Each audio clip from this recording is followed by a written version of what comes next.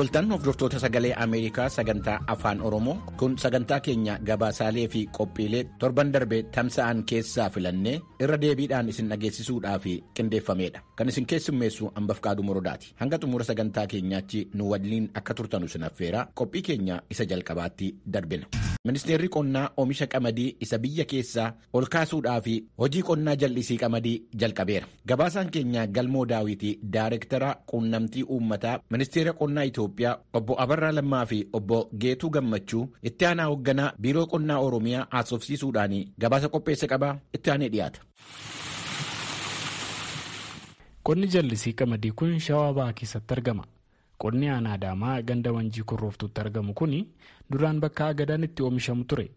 Amma garuu obbo Ilma Maammoo fi qonnaan bultoonni naannoo kanaa kaan waliin ta'anii lafa hektaara 560 ol ta'u kana qamadii facaasanii jiru. Qonni ji'a lamaa kan ji'a lamaa fi torban lama guutes hin jira. Gizuma tokko miti silaamaa isaan adda addaanii motorri immoo taraadha. Taraadha namuma dhuguu fi amma faca'uuni duraa duuba jira.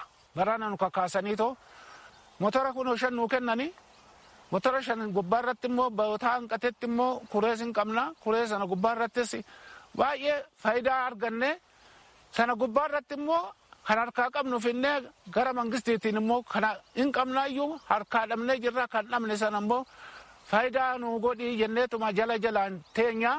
Obbo Ilmaan qamadii facaafatanitti akka gammadan oomisha shonkooraa duriirras inni kun akka gatii fooyya'aa isaaniif baasu dubbatan. Obbo Masfin Tashoome hoogganaa waajjira qonnaa Shawaa Bahaati. Godinichatti qonni jallisii qamadii erga jalqabee ganna lammaffaadha jedhu. Bara darbee anoota qabnu 9 irratti hojiin kun hojjetamee jira. Almost hektaara 11,000 ol marsaa tokkoffaa fi lammaffaatiin facaafamee oomishni isaa sassaabamee galee ture. Bara darbee kaa'u kan muuxannoo gaaris hin jira. Hojiiwwan immoo irraa barachuu qabnu maal faadha waan jedhu sanis isaan sanis sirriitti egaa adda baasnee booda qophii baranaaf qophii bal'aa taasisnee qophii san keessa tokkoffaa paampiiwwan adda addaa qopheessuu fi qonnaan bulaaf raabsuudha. Inni lammaffaan xaa'oo fi sanyii filatama yeroodhaan qopheessuudha. Sadaffaan lafa qopheessuudha. Haala hojii bara kana hojjenne yeroo ilaallu kilaasteraan oomishne irratti kilaasa akka godina keenyatti barana kilaasteroon guddaa jennu 2,500 hektaara isaa xiqqaa jennuun immoo hektaara 20-30 hin jira. Garuu irra caalaan isaanii kilaasteroonni keenya 500, 600, 400 kana keessa jiru. Kun akkuma agartu barana haga guyyaa irratti jechuudha hektaara 64,410 facaasnee jirra. San keessa ka haamaa geellee hin jira. Amma kalee haamaa turre aanaa Boosata irratti hektaara 400 bal'inni isaa achirratti oomishni ga'ee sassaabamaa ture. Obbo Masfin barana paampii bishaan dhibduu 570 qonnaan bultootaaf kennuu himanii hojiin kun hordoffii waan barbaaduu fi ogeessonni qonnaa araddaa irratti bobba'anii jiraachuu ifoomsan. Obbo Geetuu Gammachuu itti aanaan biiroo qonnaa Oromiyaa ganna darbe kana qofa dabaree lamaan lafa hektaara 300 ol irratti qonni jallisii qamadii hojjetameera jedhan. Bara kana immoo baay'ee karoora guddaa gooneeti qabannee hojii sana kan seenne lafa hektaara 600 fi 700 kan ta'u marsaa lamaan misoomsine jenneeti karoorsine. Marsaa tokkoffaadhaan lafa hektaara 300 fi 50 haa ta'u qamadii sana uffisnaadhaan kan karoorsine osoo seenne kanarraa oomisha miliyoona 15 ta'uun arganna jenneeti kan marsaa tokkoffaa qofaan. Kan marsaa lammaffaa arfaa sanaan deeggarree hektaara waliigalasaa hektaara 600 fi 700 jechuudha kan qabneetu hojjechaa jirru. Kan marsaa lammaffaa yeroo ammaa cuufee jira. Kan marsaa tokkoffaa hektaara 300 fi 55 facaasnee yeroo ammaa midhaan isaa haala gaarii irratti kan inni argamu jechuudha. Kunuunsa irratti xiyyeeffannee hojjechaa kan jirru. Akka obbo Geetuutti naannoo Oromiyaatti lafti hektaara miliyoona 4 ol qonna jallisiif mijataadha. Ammaaf garuu rakkoo hanqina maallaqaaf jecha biiroon qonnaa naannoo Oromiyaa hektaara 400 haga hektaara 500 qofaa misoomsuuf itti jira jedhu. Itoophiyaa keessattis qonni jallisii qamadii erga jalqabee ganna 3dha jedha ministeerri qonnaa. Kaayyoon isaas wabii midhaan nyaataa mirkaneessuu fi qamadii sharafa guddaan alaa galu hambisuu akka ta'es ni himama. Obbo Abarraa Lammaa Direektara Quunnamtii Uummataa Ministeera Qonnaati. 11 ጀምሮ አፋር ክልል ላይ ተጨመረ። በየዓመቱ ቁጥሩ መጨመር ብቻ ሳይሆን ወደ ሌሎች ክልሎችም እየተስፋፋ የመጣበት ሁኔታ ነው ያለው። akkas jedhu obbo Abarraan jalqaba bara 2011 naannoo Affaaritti jalqabe san booda naannolee kaanittis babal'ataa dhufe amma naannoo Oromiyaatti bal'inaan irratti hojjetamaa jira naannoo Amaaraa Kibbaa fi Sidaamaa Affaar irrattis hojiirra oolaa jira baranas lafa hektaara 400 irraa qamadii kuntaala miiliyoona 16 argachuuf itti jirra kanaanis haga yoonaa hektaarri 400 fi 39 faca'eera naannoo Oromiyaa irraa hektaara 300 fi 55 naannoo Amaaraatti hektaara 33 ol naannoo Affaaritti immoo hektaara 7,000 olii fi naannoo Sidaamaattis ittuma deemamaa jira. እንዲሁም ሲዳማ ላይም የተወሰነ ስራ እየተሰራ ያለበት ሁኔታ ነው ያለው። Obbo Barraan naannoo gammoojjitti hojii oomisha qamadii kana abbootiin qabeenyaa akka irratti hirmaatanu mootummaan hojjetaa jira jedhanii ammaaf garuu keessumaa naannoo Oromiyaatti qonnaan bultootaa irratti hojii isaa cimsaa jirra jedhu. Muummeen ministeeraa Itoophiyaa Abiyyi Ahmed torban darbe yaa'ii gamtaa Afrikaa irratti yoo dubbatan Afrikaan midhaan nyaataan of danda'uu fi qonna jallisii jabeeffachuu akka qabdu himanii kanaafis Itoophiyaan hojii kana afoo aansitee hojjetaa jiraachuu dubbatuun isaanii ni yaadatama. Gabaasa sagalee Ameerikaaf Galmoo Daawit Finfinneerraa. Yuunaayitid Isteetsi keessatti jiini guraandhalaa waggaa waggaadhaan ji'a seenaan uummata gurraachaa biyyattii keessa jiranii itti yaadatamuudha. Ji'a kana maaltu addaan taasisee filatame? Eessaa jalqabe? Maaliif barbaachise? Gaaffiiwwan jedhanuu fi deebii kan nuuf kennanii yuunivarsiitii Tenesii keessatti qorataadhaa fi barsiisaa dhimma seenaa hawaasaatii fi hawaasummaa kan ta'an Profeesar Asaffaa Jaallataa affeerreerra. Qophiin keenya itti aanu waa'ee kanaati. Mee maayinni jiini feebruaarii maaliif ji'a gurraachaa ta'e biyya kana keessatti maaliif ji'a warra biraan taane seenaa maalii qaba? Baay'een isin galateeffadha affeeruu keessanii boha qaadu. Ji'i guraandhalaa kun bara 1926tti namichi beekaan Afrikaan Ameerikaa tokko Kaarten Woodsen jedhama. Torban Negro Week jedhee yaada kaase.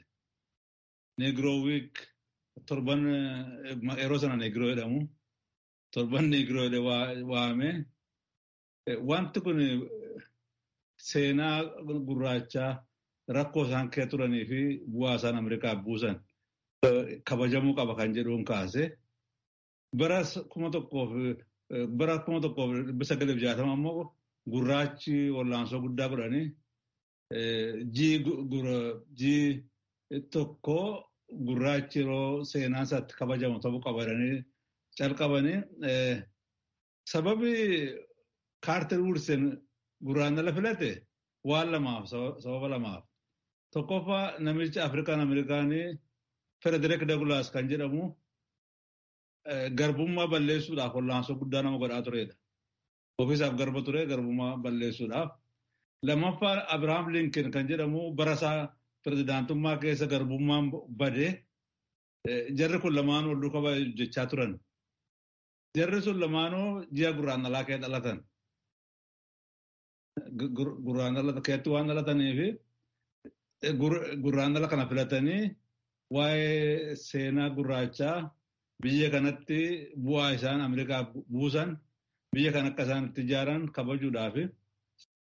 Lammaffaa waan isaan ragaa ture beekamaadha. Seenaan isaanii haqamee eenyummaan isaanii haqamee baay'eetti taphatamaa ture. Yeroo bilisummaan isaanii argatanii yeroo hundaa namni waan kee darbe yaadate isa dhufu immoo tilmaamuudhaafitu ji'a kana fudhatan. Ji'a kana keessatti waggaatti waan haaraa tiimii haaraa fudhatanii gabba'u. Barana fakkeenyaaf tiimii isaan fudhatanii ba'anii fayyaadhaa fi health in the well-being jedhaniitu wellness jedhaniitu kabajaa jiru.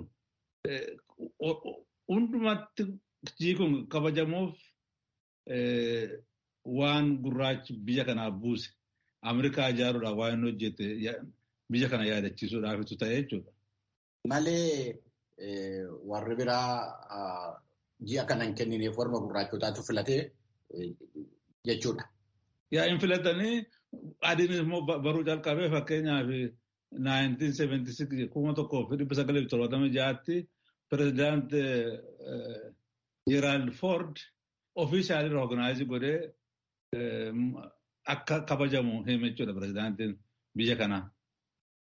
Gaarii mee gabaabaadhumatti waa tokko mislitti ce'a. Isin seenaa Oromoo keessatti waa baay'ee kitaabota adda addaa barreessitaniitu. Kitaaba keessan tokko keessatti waan hin argine natti fakkaata. Seenaan Oromootii fi seenaan saba gurraacha Ameerikaa wal fakkaataa yaada jedhu waan qaabtan natti fakkaata. Sabni gurraachi biyya kanaa akkuma beekamu garbummaadhaan warra bitamee biyya kana dhufee asitti dhalateedha. Maaltu wal fakkeessa Oromoo wajjiniin meeshaa gabaabaadhumatti? Namni baay'een hin beeku malee Oromoon illee garba ta'eera beektaa. Kitaaba lama akka nama dubbisuuf itti himaa tokko Children of Hope kan jedhamu Sandiraa Sheelin kan katabame. Lammaffaa immoo The Oromoo Diaspora kan jedhamu Profeesar Makuriyaa Bulchaa kan katabame. Akka Oromoon garbummaa keessatti garba ta'e gurguramaa ture. Maqaan kitaaba kooti Fighting Against the Injustice of the State in the Globalization, Comparing the African American and Oromo Movements.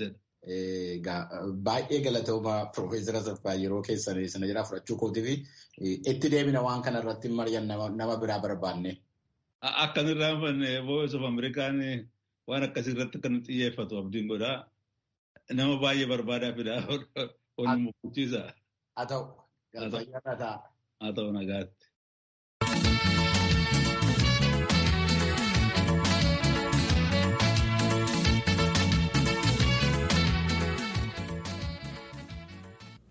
Addunyaa irratti namoonni miiliyoonatti lakkaa'aman buna dhugu. Bunni madda galii diinagdee biyyoota adda addaati. Garuu jijjiirama haala qilleensaatiin wal qabatee gosaawwan bunaa caalaa barbaachisaa ta'an irratti rakkinni mul'achaa jira. Rakkina kana furuudhaaf ogeessonnii fi saayintistoonni London keessa jiran waa irratti hojjechaa jirraa jedhu. Maal hojjechaa jiru? Waa'ee kana irratti gabaasa Henry Ridgewell VOA'dhaaf qindeesse jaallanneen akka ittaanutti qindeessiteetti.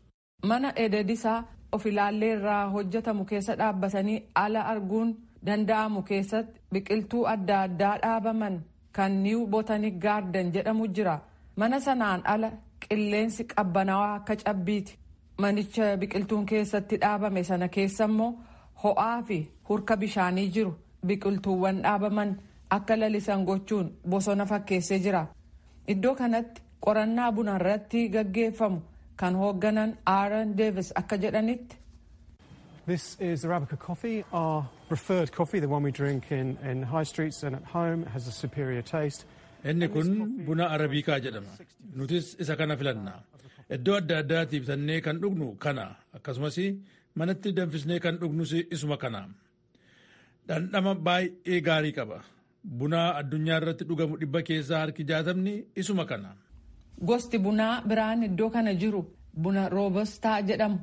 Biqiltuu buna sakaanii irraa baalli isaa gurguddaadha. Buna addunyaan fayyadamu 100 keessaa harka 40 qabatee jira jedhan Deevis. Biqiltuu bunaa Arabikaa fi roobostaa dhaabuun jireenya uummata guutummaa Afrikaa, Ameerikaa kaabaa fi Eeshiyaa keessaaf deeggarsa guddaa qaba. Garuu sababaa jijjiirama qilleensarraan kan ka'e sodaa jala jiru jedhan Deevis. In some cases, yields are dramatically reduced because of increased temperatures or reduced rainfall. But in some cases, as we've seen in Ethiopia, yeroo tokko tokko oomishi argamu akkaan gadi bu'a. Sababiin isaas ho'i qilleensaa dabaluun yookiin roobni hanqaaquun kun ni mudata. Garuu yeroo tokko tokko immoo akka Itoophiyaa keessatti arginetti oomishni bunaa guutummaatti manca'ee mukni bunaas gogee bada. Kanaaf furmaanni isaa bosona Afrikaa dhiyaa keessa fagaatanii seenuun buna dhaabuu ta'uu malaa jedhani gosa bunaa gara 130 ta'antu jira. Garuu hundumtu dhandhama gaarii qabu jechuu miti jedhan. Deevisiif gareen isaaniin hoogganamu Seraaliyoon keessatti gosa bunaa cal jedhee daggala keessatti biqilu Stenophila jedhamu argataniiru. And this is extremely heat tolerant and is an interesting species because it matches Arabica in terms of its inni kun ho'a hamaayyuu kan dandamatudha. Dhandhamisaas akka buna Arabikaa sana gaarii fakkaachuunsaa immoo qalbii nama hawwata. Rakkoo jijjiirama qilleensaa jiru kana keessatti gosti bunaa yoo dhaabame daldalaaf abdii kennan kanneen Laayiberikaa fi Yuujendas jedhaman jiruu jedhaniiru. Namoonni hangi tokko dhandhamni isaa warra kaaniirra caala jedhanii amanu. Bara darbe jechuun 2021 Miilaan Xaaliyaanii keessatti dorgommii namoota buna danfisan gidduutti gaggeeffameen Awustiraaliyaa irraa Hiiw Keerli buna Yuujendes jedhamu danfistee badhaasa sadarkaa 3ffaa argatteetti. Milkaa'ina Keeliin argatte kun gosa bunaa hin beekamin jiran gama beeksisuun waan haaraa argamsiisa abdii jedhu qabu qorattoonni. Manni maree bakka bu'oota mootummaa Itoophiyaa labsii yeroo muddamaa ji'oottan 6 darbanii fi hojiirra oolaa ture torban kana keessa kaaseera. Labsichi ka'uun isaa siyaasa, dinagdee fi dhimma hawaasummaa biyyattii keessatti faayidaan inni qabuu fi marii biyyoolessaa qophaa'aa jiruu fi waan inni gumaachuu danda'u irratti gabaasaan keenya Mitikkuu Fiqaaduu itti gaafatamtoota paartilee siyaasaa haasofsiisee gabaasa itti aanu qopheesseera. Waliin haa caqasu. Walwaraansa mootummaa federaalaa fi adda bilisa baasaa uummata Tigraay gidduutti taasifame irratti hundaa'uun manni maree bakka bu'oota uummataa Itoophiyaa biyya balaarraa baraaruuf jechuun labsii yeroo muddamaa ji'oota 6 turu guutummaa biyyattiitti hojiirra kan oolu ji'a onkoloolessaa dabarsine irraa kaasee labsee ture. Labsii yeroo muddamaa kunis yeroon qabamee fi osoo hin guutiin manni marichaa yaa'ii ariifachiisaa taa'een akka ka'u murteessuun sagalee caalmaan raggaasiseera. Kaafamuun labsii yeroo muddamaa kunis kan barbaachiseef rakkoo nageenyaa yeroo ammaa mul'atan karaa idileetiin hiikuun mootummaaf ni danda'ama jechuun ibsaniiru. Mana maree bakka bu'oota uummataatti bakka bu'aan mootummaa obbo Tasfaayee Baljigee dhimma kanarratti yaada isaanii sagalee Ameerikaaf kan kennan itti aanaa dura taa'aa dhaaba siyaasaa koongirensii federaalaa Oromoo obbo Mulaatuu Gammachuu durumaanuu labsichi labsamuun dogoggoraa ammas kaasamuun isaa sirriidha jechuun ibsu. Nuyi jalqabumaa jalqabee waanii kun labsiin kun durumaayyuu sirrii miti. Biyya kana gara tasgabbiitti fida jechuu miti. Labsiin akkasii kun mirga namaadhaa hin dhiibaa. Kanaatiif nagaa hin fidu. Rakkina fida malee amma immoo kaasuun isaanii yaada gaariidhaa. Bayeessaa inni fudhanna. Dhaaba siyaasa Izeemaatti dura taa'aa kan ta'an obbo Yeshiwaas Asaffaa immoo gama isaaniin labsichi akka biyyaatti guutummaatti labsamee kan ture ta'us kutaa biyyattii keessatti immoo bakkeewwan nagaa ta'an waan jiraniif ammayyuu bakkeewwan nageenyi rakkoo ta'etti labsichi ni barbaachisa yookaan immoo nageenyi lammiilee biyyattii karaa amansiisaa ta'een eegamuu qabaata jechuun ibsu. አሁን ያለው ሁኔታ በሀገር አቀፍ ደረጃ ሁሉም የሀገሪቱ ክፍል አስቸኳይ ጊዜ አዋጅ ያስፈልገዋል ሊባል አይችልም. haalli amma jiru guutummaa biyyattiitti labsii yeroo muddamaa isa barbaachisa jedhamuu hin danda'u. Sababni isaa naannoowwan nagaa ta'an kanneen rakkoonumti keessa hin jirre waan jiraniif. Gama biraan immoo iddoo hundatti hin barbaachisu akka hin jenne immoo bakkeewwan rakkoo qaban ni jiru akkuma miseensonni mana marichaa kaasan. Kanaafuu sadarkaa biyyaatti kaafamullee bakkeewwan rakkoowwan nageenyaa ammayyuu jiranitti yookaan nageenya lammiilee sirriitti eegsisuu gama biraan bulchiinsonni naannoo kanneen jiran irra deebiin akka ilaalan taasisuudha. Miseensa mana maree bakka bu'oota uummataa kan ta'an miseensi dhaaba siyaasaa sosochii uummata Amaaraa Dr. Dassaaleen Caannee yaa'ii mana marichaa irratti yaada kennaniin mootummaan dhiibbaa gama dippiloomaasiin irra jiru sirreeffachuuf jecha labsicha yoo kaase malee lammiileen nagaan jiraachuuf ammayyuu waan amansiisaa ta'e hin jiru jechuun dubbatu. የተቀየረው ነገር ትህነግ ተቆጣጥሯቸው የነበሩ ቦታዎች ተቀይረዋል፣ እንዲለቅ ተደርጓል። ነገር ግን ሌሎች ሁኔታዎች እንዳሉ ናቸው ብዬ አስባለሁ። wanti jijjiirame yoo jiraate bakki TPLF duraan qabatee ture bilisa akka bahu ta'eera. Garuu haalli hafan kaan akkuma jirutti jiru yaada jedhuun qaba. Inni biraa ammas dandeettii waraanuu TPLF akkuma duraatti jira. Ammas humna waraanaa 300 ol qopheesse Affaar aanutti 4 to'ateera. Godina Waagimaraatti immoo obboloonni keenya hedduun buqqa'anii magaala Soqotaa keessa buufatanii jiru. Waajjaa, Raayyaa, Maayixaa Biriittoof qindeessee lola labsuuf yeroo qophii taasisaa jirutti wanti kun hin jijjiiramne.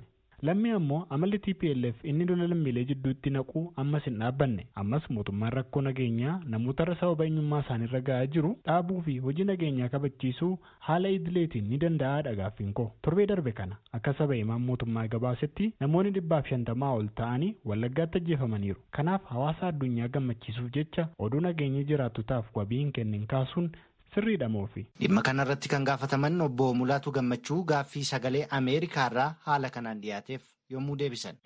Labsii kanaan maaliitta labsii kana labsitee takaaltee ittiin jettee biyya hiittaa nagaa buusaa akka nagaan bu'u gara si'achiitti araarra akka inni dhufu gootamoo isuma kana takaaltee akka jirutti harka isaa miila isaa walitti takaaltee utaal ittiin jettaa nagaa fidaa. Nagaan kun yommuu dhufeedhu biyya kanaaf tasgabbii guddaa uumuu waan danda'uuf wanta hidhamaa akkasii kana hiika deemte gara nagaatti adeemta malee kana itti fuftee nagaan hin dhufu. Labsii yeroo muddamaa akka biyyaatti labsamee ture yeroo kanatti kaasuun marii biyyaalessaa Itoophiyaa keessatti taasifamuuf jiruuf abdii kennu qabaa jedhamanii kan gaafataman obbo Yeshuwas Asaffaa mariin biyyaalessaa haala nageenyaa tasgabbaa'aa barbaadus waan labsii yeroo ariifachiisaa kana waliin walitti hidhamu miti jechuun deebisu. Dhugaadha mariin biyyaalessaa haala tasgabbaa'aa barbaada. Garuu waan kana waliin walitti fiduun hedduu waan fayyadu natti hin fakkaatu. Kana dura akkuma jenne mariin biyyaalessaa kun dhimmoota ji'oota ja'aaf turan osoo hin taane rakkoowwan biyyattii barootaaf turan irratti kan mari'annudha. Kanaafuu rakkoo yeroof jiru kanatti geessanii maxxansuun gaarii natti hin fakkaatu. Obbo Mulaatu Gammachuu dhaaba Koongirensii Federaalaa Oromoo irraa labsii yeroo muddamaa kana kaasuun marii biyyaalessaaf akka qabxii tokkotti ka'uu mala. Garuu maricha gaggeessuuf ammayyuu namoonni ilaalcha siyaasaa hordofanii hidhamanii jiran hiikamuu qabu jedhu. Yeroo ammaa kana keessa warri hidhaman warri maqaa poolitikaati paartii irraati warri hidhamanii mana hidhaa jiran jiru. Isaan kun hiikamuun hin barbaachisa. Labsii kaasuun inni roge tokko bichaadha. Isa kana bichaasutu hin ta'in koomaand poostiin iddoo hundumaatti inni xaxame kun hundumtuu iddoo qabaachuun isa gubbaa jira. Labsii yeroo muddamaa biyya tokko keessatti yeroo labsamu dursee kan miidhamu diinagdee biyya sanaati. Kunis lammiileen bakkaa bakkatti socho'anii hojii isaanii hojjechuuf ni rakkatu. Investoroonni biyya alaas gara biyya sanaatti deemuun hojii diinagdee hojjechuuf fedhii dhabu. Kan Itoophiyaas kanarraa adda miti kan jedhan immoo ogeessa diinagdee fi yuunivarsiitii Ambootti barsiisaa kan ta'an Dooktar Mokonnin Barsiisaati. Labsii muddamaa danqaa diinagdee keessatti sochii daldalaa, sochii investimentii, qusannaa, faayinaanshaal seektarii waan hunda irratti dhiibbaa fida. Sunis dhiibban sun immoo ce'ee hojii dhabdummaa, qaleensa jireenyaa hammana hin jenne biyyattii irratti deemsisa.